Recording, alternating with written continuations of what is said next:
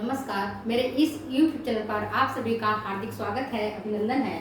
आज मैं digestion in stomach के बारे में बताऊंगी कि आमाशय में हमारा भोजन का पाचन किस प्रकार से होता है। आप सब जानते हो कि जब हम भोजन को ग्रहण करते हैं तो दांत उसे अच्छी तरह से चबाता है और चबा हुआ भोजन लार के साथ मिलकर के चिपचिपा और लुगदी जैसा हो जाता है और फिर वह भोजन आमाशय से, यह है ग्रास नली, ग्रास नली से भोजन होता हुआ पहुंच जाता है आमाशय में, जिसको हम कहते हैं स्टमक। भोजन कहां से आया? मुंह से पहुंचा ये ग्रास नली में और ग्रास नली से पहुंच जाता है भोजन स्टमक में और यहां पर भोजन का पाचन होता है। तो ये आज हम इसी पार्ट के बारे में चर्चा कर रहे हैं कि स्टमक में भोजन का पाचन कैसे और किस तरह से होता है। अब जानते हैं कि मुंह में पाचन होता है भोजन का बहुत अल्प, खास करके स्टार्च का, क्योंकि मुंह में जो लार होता है और वो लार में जो टाइलिन होती है उस टाइलिन में ही एमाइलोज होता है जो स्टार्च प्रक्रिया करता है, उसको माल्टोज में कन्वर्ट कर देता है।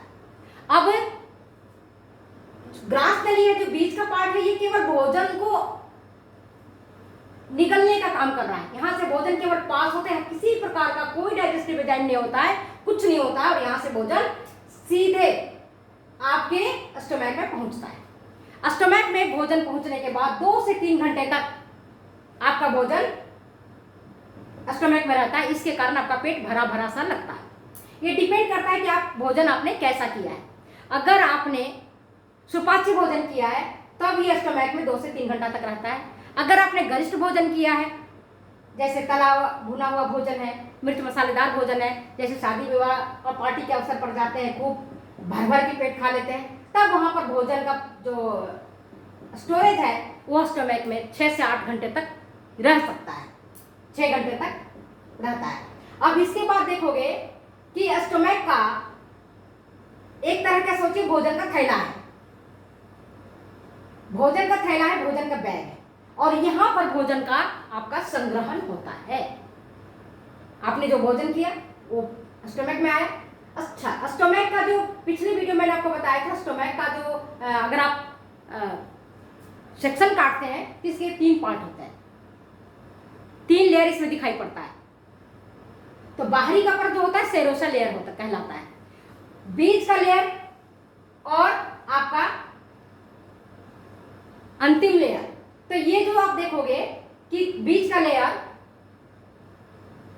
जो मस्कुलर कोट होता है उसमें पेशियां होती हैं, ये पेशियों की बनी होती हैं, जिसमें लंबवत पेशियां होती हैं, अनुप्रस्थ पेशियां होती हैं और तिर्यक पेशियां होती हैं, मतलब लॉन्गिट्यूडिनल, ट्रांसवर्स एंड ऑब्लिक।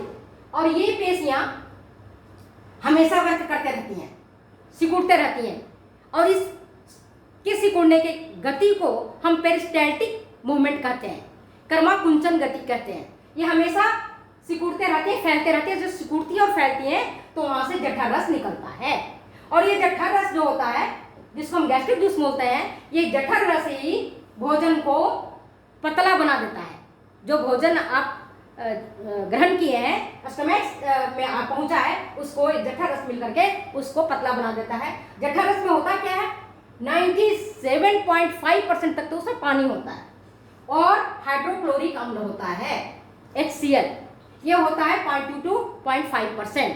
और फिर इसमें रेनिन, पेप्सिन और लाइपेज नामक एंजाइम्स होता है। रेनिन, पेप्सिन और लाइपेज, इसकी मात्रा होती है 1.5%। अब ये देखो, ये जो जठर रस है वो जो भोजन आपने ग्रहण किया उसके साथ आकर के मिल जाता है। चूंकि इसमें हाइड्रोक्लोरिक अम्ल है, HCl है, तो भोजन के माध्यम को अम्लीय बना दिया। और जो भोजन के साथ आए हुए जो भी माइक्रोब्स हैं, बैक्टीरियाज हैं, या जो हमारी बॉडी को बॉडी के लिए हानिकारक है, उसको ये मार देता है और भोजन को एक तरह से शुद्ध और स्वच्छ बना देता है, पचने योग्य बना देता है। और साथ ही ये जो HCl है, इसके कारण क्या हुआ कि जो भोजन हमारा मुंह में क्षारीय माध्यम में था, उसको यहाँ तक इसकी क्षारीयता को नष्ट कर दिया और यहाँ पर अम्लीय इसका जो माध्यम है एसिडिक माध्यम हो गया। अब हम देखते हैं स्टोमक के अगर पार्ट को एक बार हम एक नजर देखते हैं तो देखते हैं स्टोमक का 3 पार्ट है। एक है कार्डियक पार्ट जो आपके हार्ट के पास रहता है, जहां से ग्रास नली खत्म होती है, स्टोमक शुरू होता है, ये कार्डियक पार्ट कहलाता है। बीच का पार्ट इसका फंडस पार्ट कहलाता है और जो लास्ट का पार्ट है इसका पाइलोरिक पार्ट कहलाता है। इसमें 2 छेद होते हैं, 2 ओरिफिस होता है। एक ओरिफिस क्या होता है, आमाशय से जो भोजन को आपके ग्रास नली से भोजन को आमाशय की ओर ले आता है, ये पार्ट कहलाता है आपके कार्डियक पार्ट।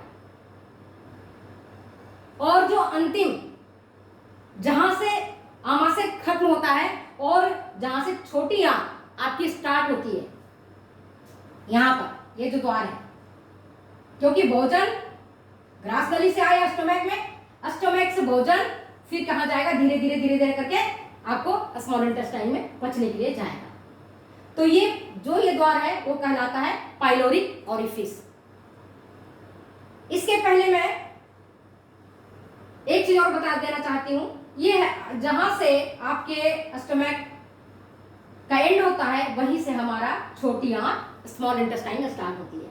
तो स्मॉल इंटेस्टाइन के आप देखेंगे 3 पार्ट होते हैं, पहले भी बताया था आपको 3 पार्ट है। पहला पार्ट है आपका डोडेनम, सेकेंड पार्ट है आपका जेजुनम और थर्ड पार्ट है आपका इलियम शेषांत्र। यहां पर भोजन का छोटी आंत तक आते आते भोजन का पूर्ण रूप से पाचन हो जाता है और छोटी आंत में ही अवशोषण की क्रिया होती है। जो पचा हुआ भोजन है वो आपका अवशोषित हो जाता है, जिसको मैं नेक्स्ट वीडियो में बताऊंगी। तो आज मैं केवल स्टोमक पर अपन चर्चा कर रहे हैं, इस पर फोकस करेंगे कि इसमें जो रेनिन एंजाइम निकला, यह रेनिन एंजाइम वर्क करता है किस पर, दूध पर, और दूध को दही में कन्वर्ट कर देता है, मोटा मोटी समझिए। तो दूध में एक प्रोटीन होता है जिसको हम कहते हैं कैसिनोजन। यह कैसिनोजन प्रोटीन कन्वर्ट हो जाता है कैसिन में रेनिन एंजाइम की उपस्थिति में, और फिर इस कैसिन का डाइजेशन जो होता है पेप्सिन के द्वारा होता है। और पेप्सिन एंजाइम जो मैंने आपको बताया हाइड्रोक्लोरिक अम्ल है ना, इसकी उपस्थिति में पेप्सिन एंजाइम वर्क करता है प्रोटीन पर। जो भी आप प्रोटीन खाते हैं, दाल के माध्यम से, मांस के माध्यम से, दूध के माध्यम से, जिस माध्यम से आपका प्रोटीन आता है वह प्रोटीन पर क्रिया करता है और उसको बदल देता है पेप्टोनेट प्रोटियोज में। और यहीं पर स्टोमक में ही कैस्टेज इंट्रिंसिक फैक्टर पाया जाता है, जो कि विटामिन B12 जिसको हम साइनिकोबैलेमिन कहते हैं, उसका अवशोषण यहां होता है। और साथ ही यहां पर जल का, अल्कोहल का, दवाइयों का एब्जॉर्प्शन का काम स्टोमक करता है। तो आप ये देखेंगे कि स्टोमक में भोजन 2 से 3 घंटा तक पड़ा रहता है। इसके बाद भोजन में आपके मिल गया जठररस, भोजन को और अधिक पतला बना दिया, और जिस भोजन को आपने जल्दी जल्दी बिना चबाए भोजन को ग्रहण आपने कर लिया है, तो उसको उस पर ये स्टोमक एक तरह से उसको मंथन का काम करता है, पीसने का काम करता है, और अधिक पीस करके उसको और तरल बना देता है।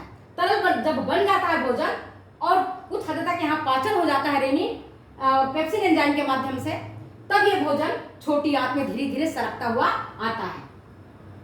एक तीसरा एंजाइम होता है लाइपेज, स्टोमक में ही, जो वर्क करता है फैट्स पर, और फैट को साबुनीकरण, जिसको हम कहते हैं पाइसिफिकेशन, है ना, पाइसीकरण की क्रिया, तो ये पाइसीकृत कर देता है वसा को, और वसा को सुपाच्य बनने योग्य छोटे छोटे ड्रॉपलेट्स में इसको तोड़ देता है। जैसे आपने मक्खन खाया या घी खाई, अपने पकौड़े खाए, पराठे खाए, उससे जो वसा गया वो लाइपेज एंजाइम ही उस पर एक्ट करेगा और उसको सैफोनिफिकेशन की क्रिया उस पर होगी।